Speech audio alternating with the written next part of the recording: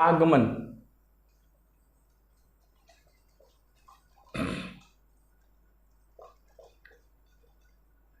यूरोपीय आगमन। क्लियर है ना? तो पहले एक बात याद रखिएगा कि क्या हुआ बच्चे कि भारत में यूरोपीय लोगों का आगमन तो प्राचीन काल से ही हो रहा था, मसाला बाजार के कारण, क्योंकि भारत मसाले का बहुत बड़ा उत्पादक था। तो मसाला बाजार के कारण भारत में यूरोपीय लोगों का आगमन प्राचीन काल से ही हो रहा था। लेकिन जैसे जैसे समय आगे बढ़ता रहा, भारत सोने की चिड़िया रही, भारत की संपन्नता बढ़ती गई, व्यापार व्यवसाय बढ़ता गया, तो यूरोप के कई जातियों ने भारत में पहले से भी अपने कदम को रखा व्यापार व्यवसाय के लिए। भारत उन्हें आकर्षित करता रहता था। इसी क्रम में क्या हुआ कि 15वीं शताब्दी में बहुत सारी भौगोलिक खोजें हुई। क्लियर है बच्चे? 15वीं शताब्दी में बहुत सारी भौगोलिक खोजें हुई।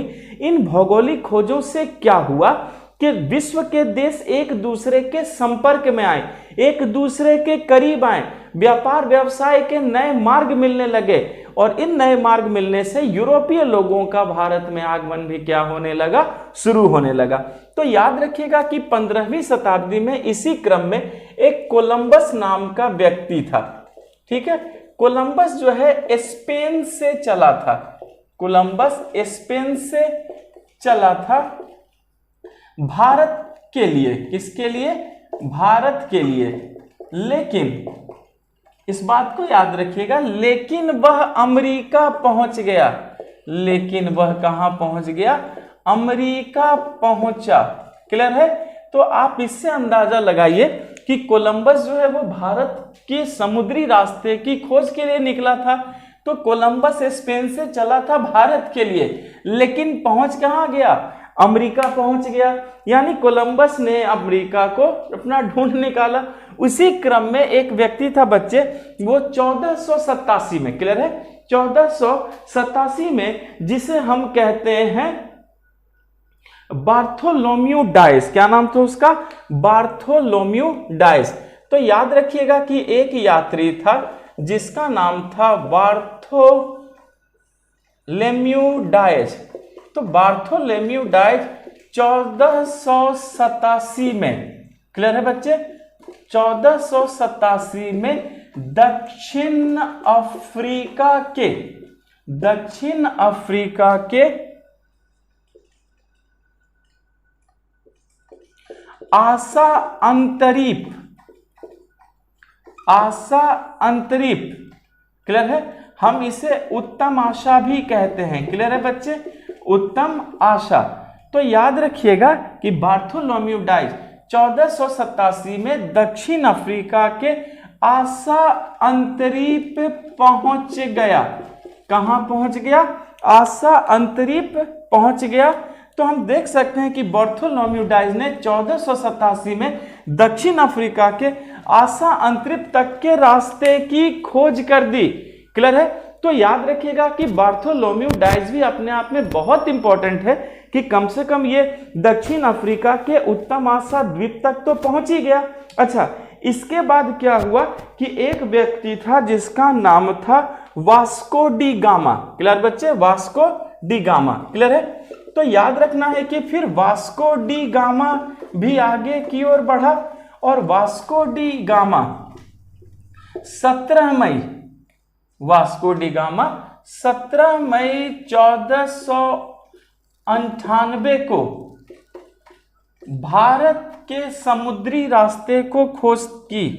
भारत के समुद्री रास्ते की खोज कर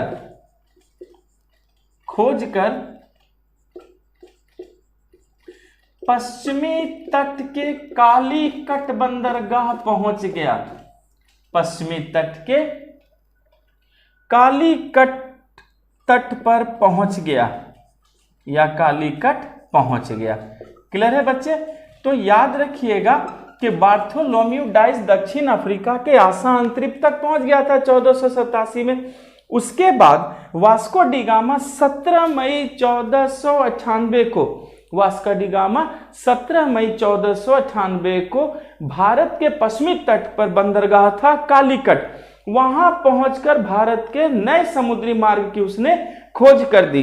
क्लियर है। और इसकी जिसने सहायता की थी उसका नाम था अब्दुल मजीद। तो याद रखना है कि इसका सहायक कौन था, तो इसका सहायक अब्दुल मजीद नाम का एक व्यापारी था, अब्दुल मजीद था। स्पष्ट है। तो बच्चे हमें याद रखना है कि वास्को डी गामा 17 मई 1498 को भारत के समुद्री रास्ते की खोज कर पश्चिमी तट के कालीकट तट पर पहुंचा, बंदरगाह पे पहुंचा, और इसका सहायक कौन था, अब्दुल मजीद था। तो अब्दुल मजीद की सहायता से आप देख सकते हैं कि वास्को डी गामा ने भारत के समुद्री रास्ते की खोज कर दी और 1498 में वास्को डी गामा कालीकट पर पहुंच गया अब्दुल मजीद की सहायता से। यहां तक क्लियर बच्चे में मिटावी से? ओके। अब यहां पर एक बात याद रखना है आपको कि यहां पर जो कालीकट का शासक था उसने भी वास्को डी गामा का स्वागत किया था। याद रखिएगा कि कालीकट के शासक ने वास्को डी गामा का क्या किया, स्वागत किया। स्पष्ट है। यहां सभी बच्चे केयर करेंगे कि कालीकट के शासक का नाम था जमोरिन। क्या नाम था उसका? जमोरिन। यहां देखिए बच्चे, कालीकट के शासक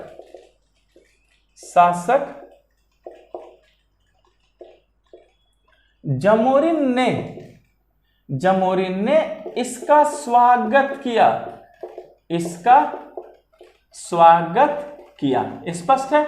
आप इस बात को नहीं भूलिएगा बच्चे कि अब्दुल मजीद की सहायता से वो पहुंच तो गया था, लेकिन पहुंचने के बाद जो कालीकट का शासक था उसका नाम था जमोरिन। जमोरिन ने क्या किया, इसका स्वागत किया कि वेलकम टू इंडिया, आइए इंडिया में और अब इंडिया को लूटना शुरू कीजिए। तो देख सकते हैं कि कालीकट के शासक ने इसका क्या किया, स्वागत किया। और बच्चे उस समय भारत के व्यापार पर जो अरब के लोग थे, तो ये जो अरब के व्यापारी थे उन्होंने भारतीय व्यापार पे अपनी पकड़ रखी थी।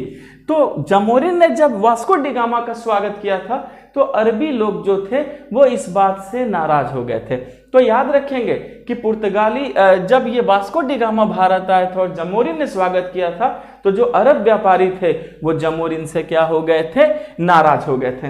यहाँ आपको पूरी बात समझ में आ गई? ठीक है। चलिए बच्चे, अब हमने देखा कि किस तरीके से ये लोग यहाँ पहुंच गए। अब देखते हैं कौन कौन देश से लोग आ रहे थे। तो सबसे पहले जो मैंने नाम लिया है वो नाम लिया है मैंने पुर्तगाली। तो पहला आगमन हमने किसका देखा, पुर्तगाली का। पूरी बात समझ में आ गई बच्चे? चलिए यहां पर सभी लोग केयर करेंगे, पुर्तगाली अब आ गए। यहां एक बात याद रखिएगा बच्चे कि जब पहला जो भारत में आगमन हुआ वो किसका आगमन हुआ था, पुर्तगालियों का आगमन हुआ था। क्लियर है? अच्छा, अब ये जो पुर्तगाली का जो आगमन था, तो पहले जो वास्को डी गामा ने समुद्री रास्ते की खोज कर दी थी, इससे क्या हुआ कि व्यापार का बहुत मार्ग बढ़ा, नए व्यापारिक रिश्ते बनने लगे थे पुर्तगाल से। क्लियर है? अब पुर्तगाली जब भारत में आना शुरू हो गए तो हमें इस बात को याद रखना है कि सबसे पहले जो पुर्तगाली भारत में वो आए थे बच्चे, वो प्रथम पुर्तगाली वायसराय बनकर आए थे जिसका नाम था फ्रांसिस्को द अल्मीडा। क्लियर है? तो बच्चे याद रखिएगा, प्रथम पुर्तगाली वायसराय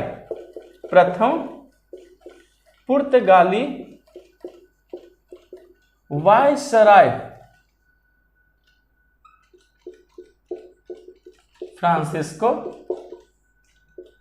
दी अल्मीडा। क्लियर है बच्चे?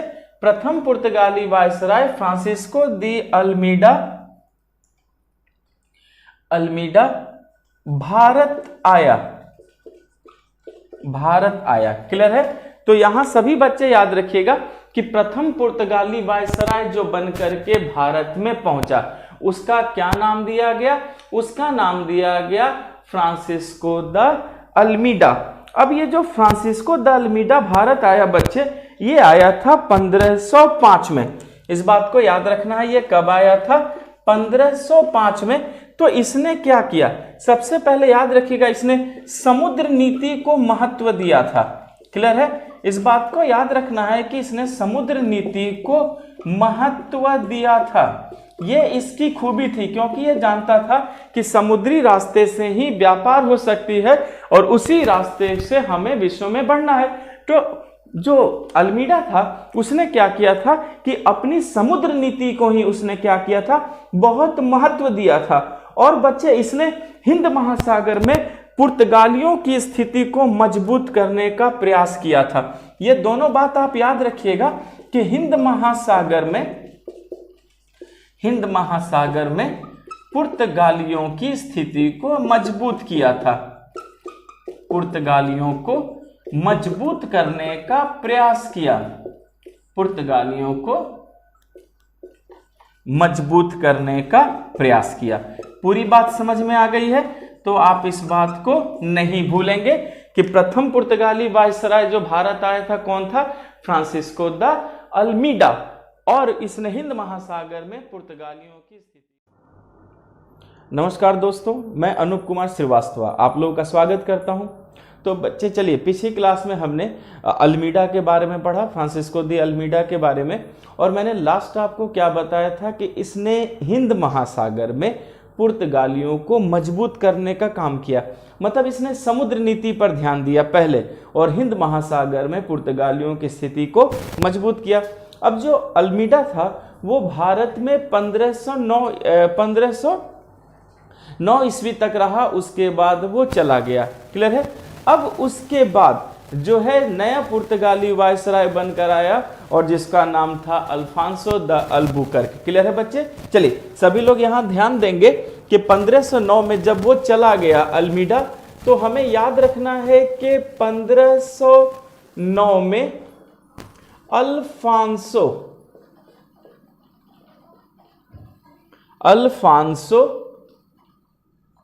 क्लियर है बच्चे? अल्फांसो द अल्बुकर्क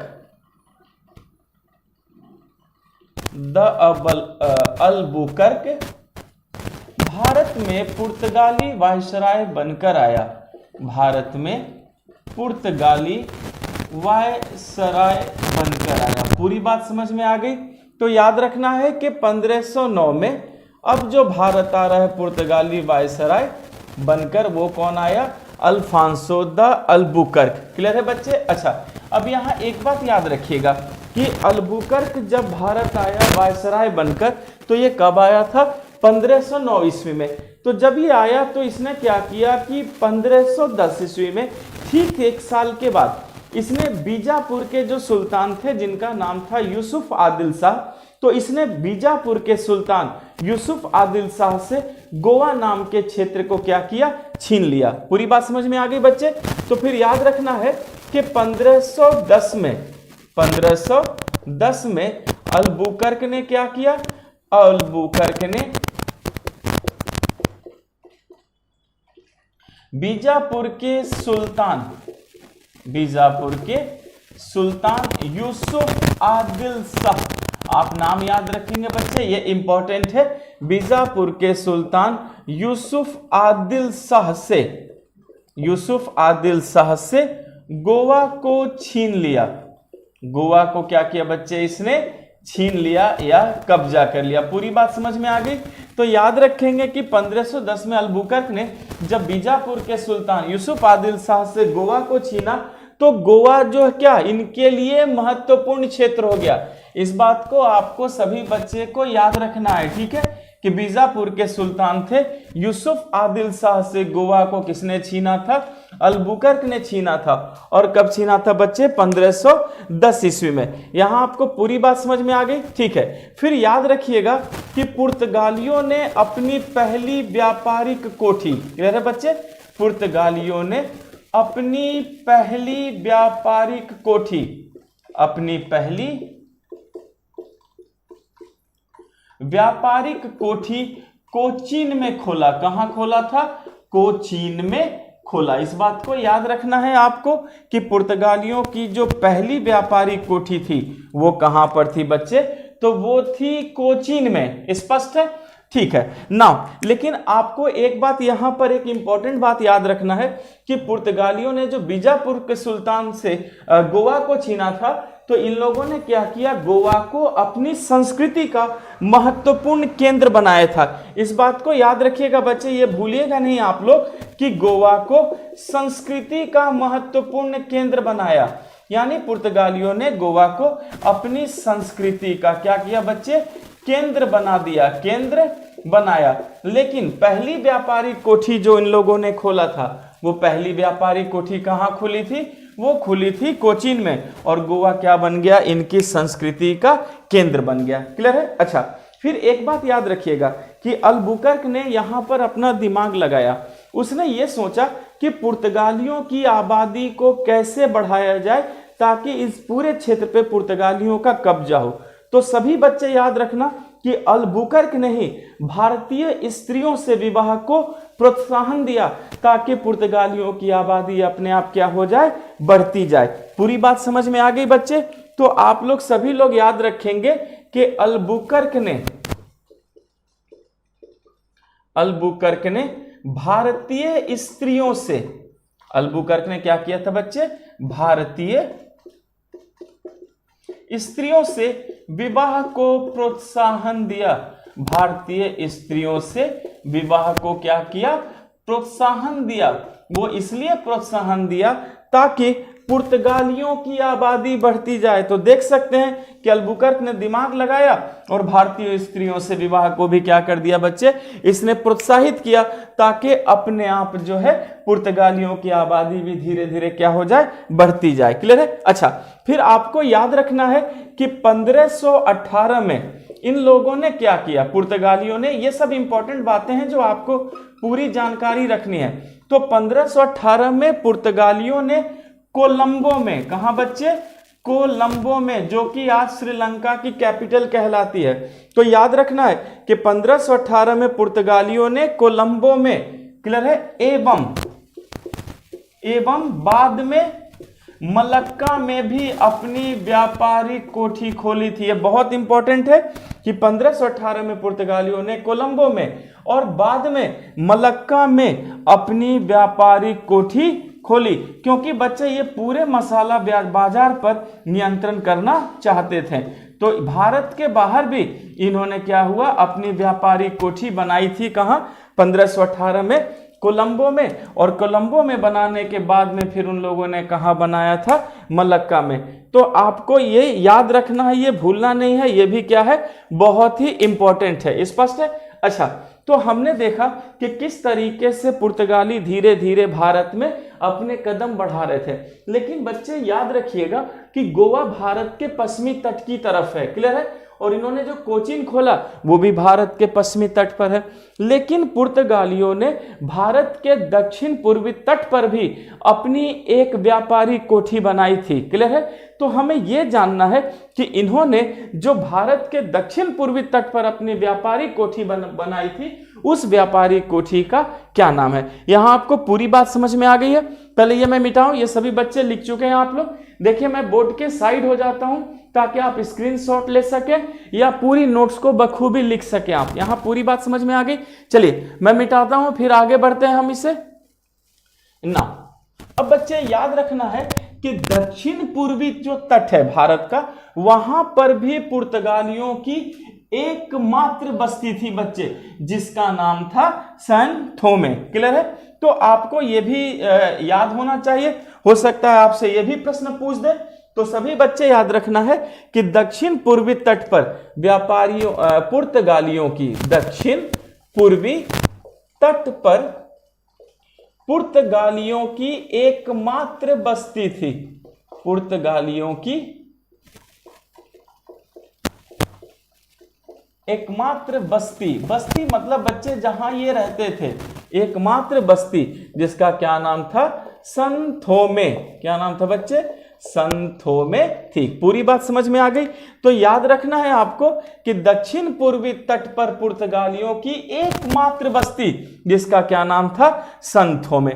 तो आप इसे याद रखेंगे, ये इंपॉर्टेंट है। तो चलिए बच्चे, इस तरीके से हमने देखा कि किस तरीके से पुर्तगाली भारत पे कब्जा कर रहे हैं और मसाला बाजार पर नियंत्रण कर रहे हैं। लेकिन यूरोप से दूसरी भी शक्तियां, दूसरे देश के लोग भी यहां पर आ रहे थे, भारत में आ रहे थे। तो अब हमें यह देखना है कि पुर्तगाली के बाद भारत में किसका आगमन हुआ। पूरी बात समझ में आई बच्चे। तो चलिए अब हम देखते हैं, पहले मैं इसे मिटा दूं और अब देखते हैं कि पुर्तगाली के बाद भारत में कौन सी शक्ति आई।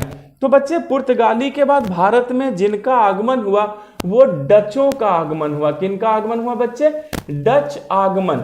अब जरा समझते हैं कि ये डच आगमन में डच क्या थे।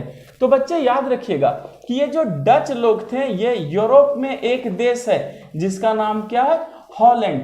तो याद रखेंगे कि ये लोग जो थे हॉलैंड के निवासी हैं। इसका मतलब है कि पुर्तगाल के बाद जो लोग आए वो कौन थे? डच लोग आए थे। और डच लोग कहाँ के निवासी थे?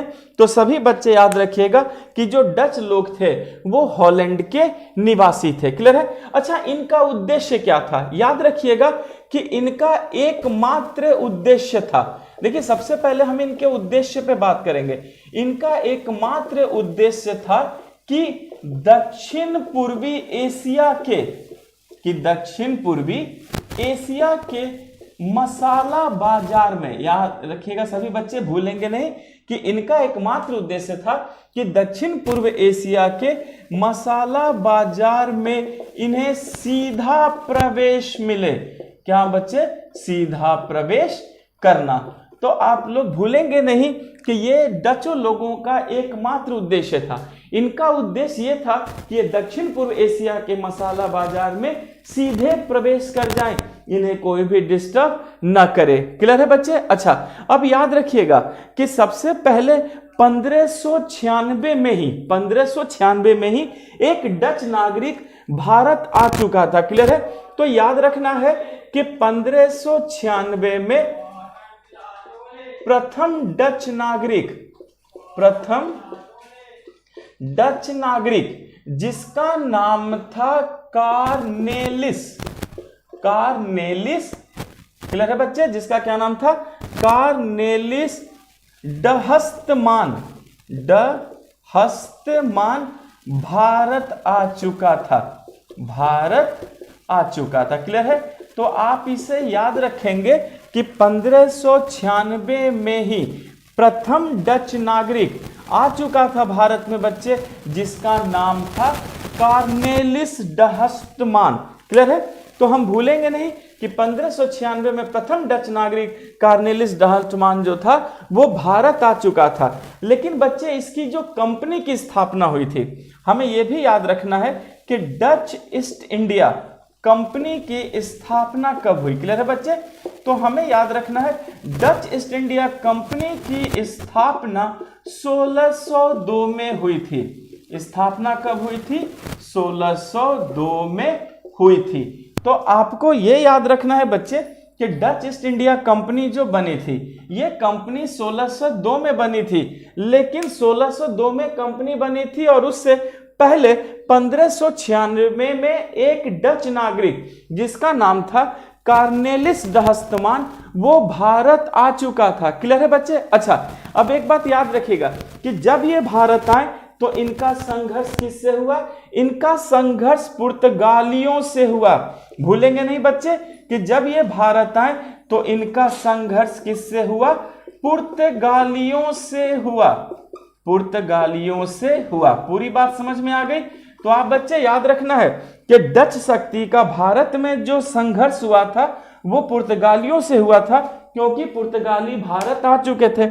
अब डचों ने क्या किया कि धीरे धीरे जितने भी मसाला उत्पादन के क्षेत्र थे या मसाला बाजार के क्षेत्र थे सब पर कब्जा करना शुरू किया। इस बात को याद रखिएगा सभी बच्चे कि जब Dutch East India Company Bharat आ गई तो इनका संघर्ष पुर्तगालियों से हुआ और धीरे धीरे डच लोगों ने क्या किया कि जितने भी मसाला के उत्पादन के या बाजार के महत्वपूर्ण क्षेत्र थे सब पर डच लोगों ने कब्जा करना शुरू किया। और जब डच इन सबों पर कब्जा कर रहे थे तो इन्होंने पुर्तगालियों की शक्ति को कमजोर कर दिया था। तो आपको याद रखना है कि भारत में पुर्तगालियों की शक्ति को जिसने कमजोर किया था वो डच लोग थे, क्योंकि इनका एकमात्र उद्देश्य क्या था? मैंने आपको पहले बताया था कि इनका एकमात्र उद्देश्य था मसाला बाजार में सीधा प्रवेश करना। तो इन्होंने पुर्तगालियों को इतने पूरे तरीके से क्या कर दिया? कमजोर कर दिया। स्पष्ट है? अच्छा, चलिए अब देखते हैं कि इन्होंने अपना पहला व्यापारिक कोठी कहां खोला। तो याद रखना है कि इन लोगों ने प्रथम व्यापारिक कोठी, स्पष्ट है बच्चे, जिस तरीके से अंग्रेजों लोगों ने भी अपनी व्यापारी कोठी इन्होंने भी खोली, लेकिन इन्होंने पश्चिम की ओर न करके दक्षिण पूरब की तरफ किया बच्चे, और उस जगह का नाम था मसूलीपट्टनम। क्या नाम था बच्चे?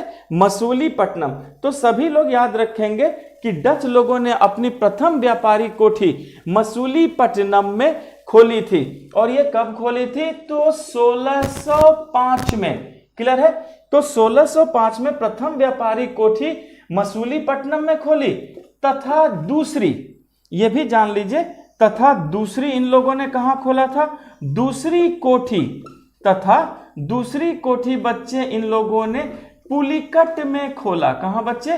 पुलिकट में खोला था। तो याद रखना है, भूलेंगे नहीं कि डचों ने पहली व्यापारी कोठी 1605 में पुलिकट में मसूलीपट्टनम में खोला, और जब इन्होंने पुलिकट में खोला था तो बच्चे ये कौन सा ईयर था? 1610। तो हमें भूलना नहीं है कि डचों ने अपनी प्रथम व्यापारी कोठी मसूलीपट्टनम में 1605 में खोला था, तथा दूसरी व्यापारी कोठी इन्होंने पुलिकट में खोला 1610 ईस्वी में। यहां आपको पूरी बात समझ में आई। और एक बात याद रखिएगा कि डचों ने पुलिकट को ही अपनी गतिविधियों का केंद्र बनाया था, भूलेंगे नहीं। पहली व्यापारी कोठी मसूलीपट्टनम में थी, लेकिन गतिविधियों का केंद्र क्या था? पुलिकट था। यहां आपको पूरी बात समझ में आ चुकी है बच्चे? ठीक है, चलिए हम क्लास को आगे बढ़ाते हैं।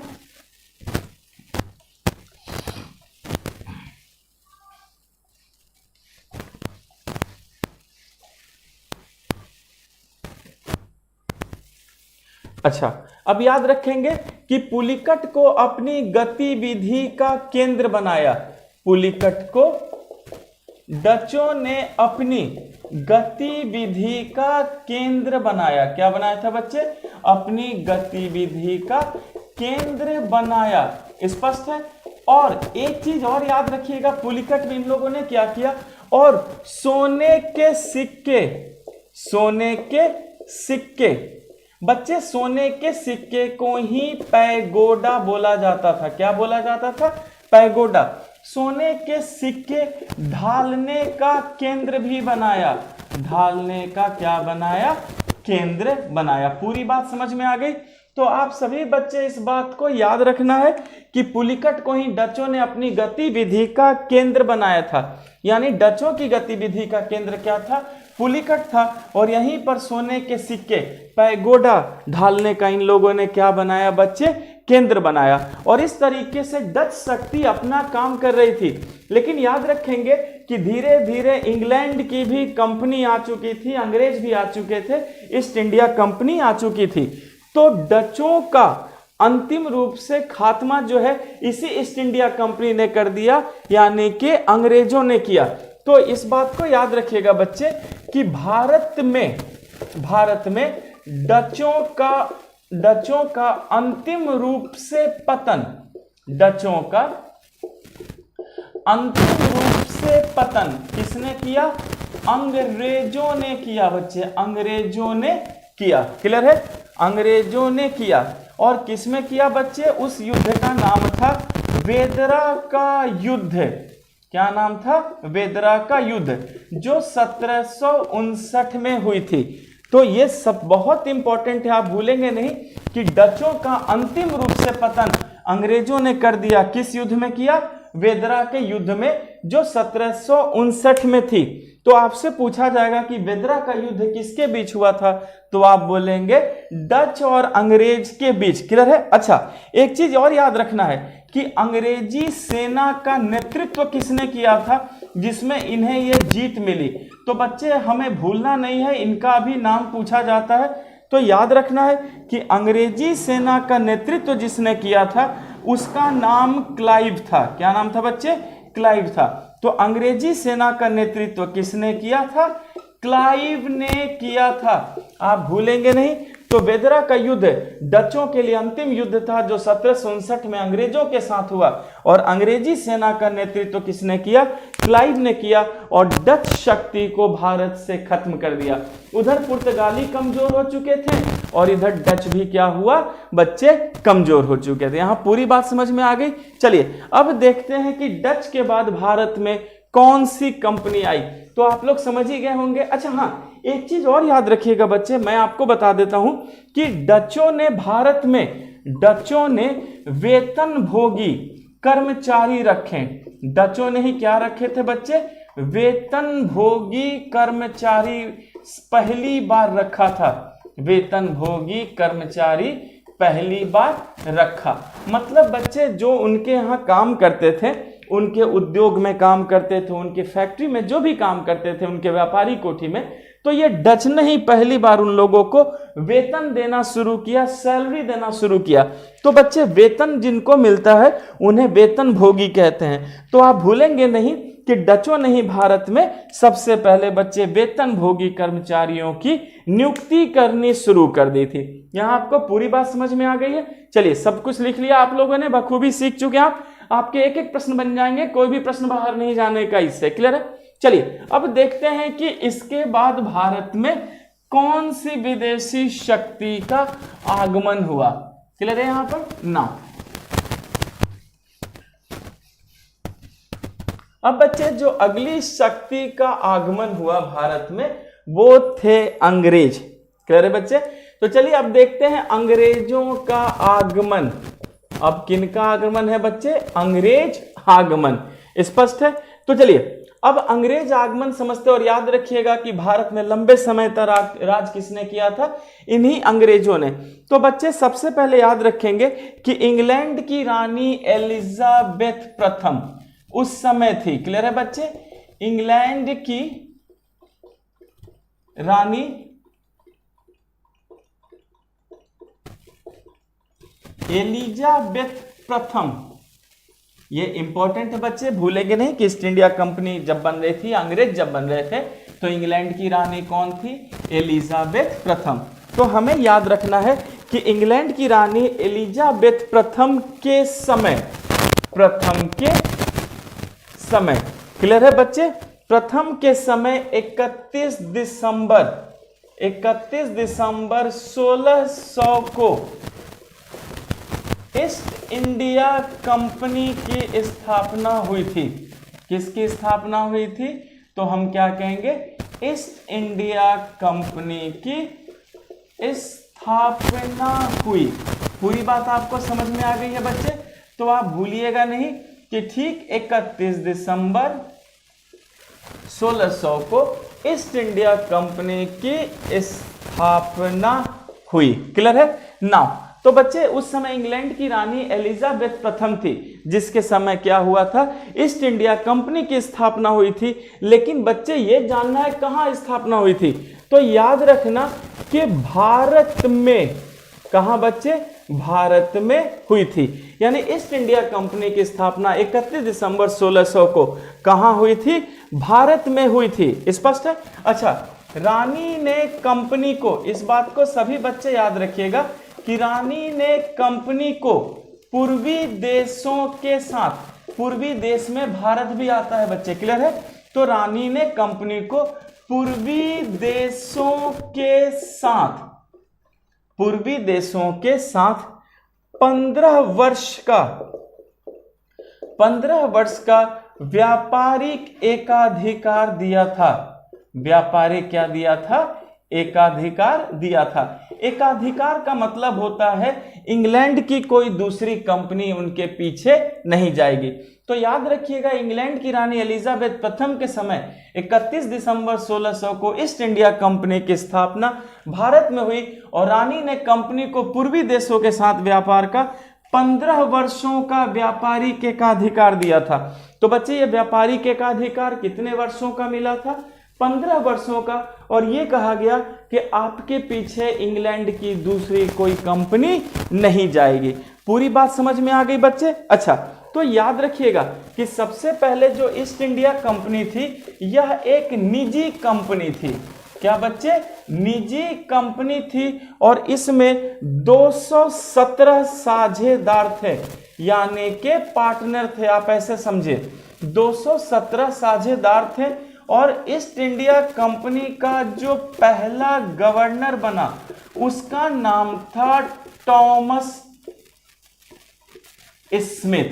पूरी बात समझ में आ गई?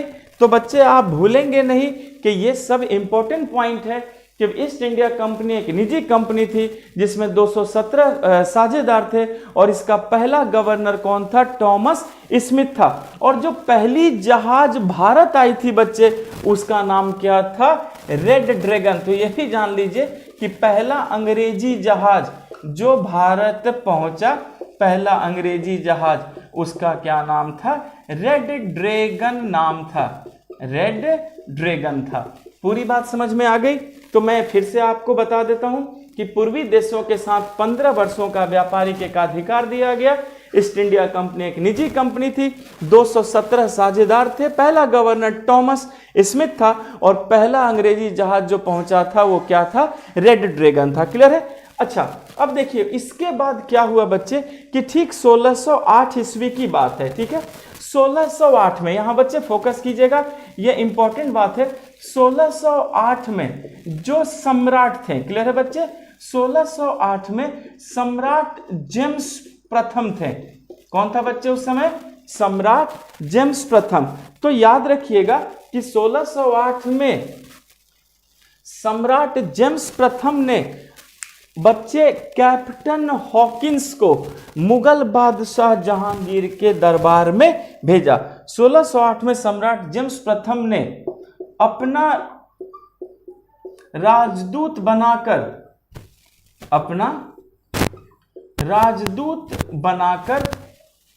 कैप्टन हॉकिंस को कैप्टन